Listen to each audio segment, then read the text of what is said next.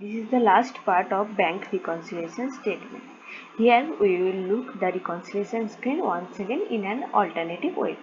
For this, come here, gateway of tally, then press in for banking, then go with bank reconciliation, press B for bank reconciliation, then select the bank which is SBI. Now selection is complete. Now we can see all the screen reconciliation screen here, and the bank date is not filled here. Now we will fill these bank dates. For this, first of all we will fill this date, then we will discuss about these dates.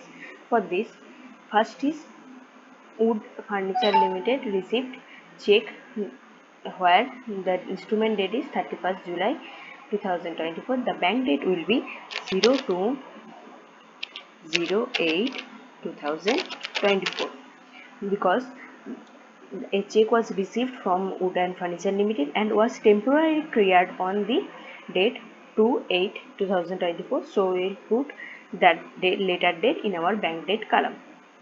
Then the next one is bank charges, which is 31st July. Instrument date, the bank date is also 31st July. So 07/2024. Press enter. Then Wood and Furniture Limited, the date will be again will be 02 0 sorry 02 sorry sorry 02/08/2024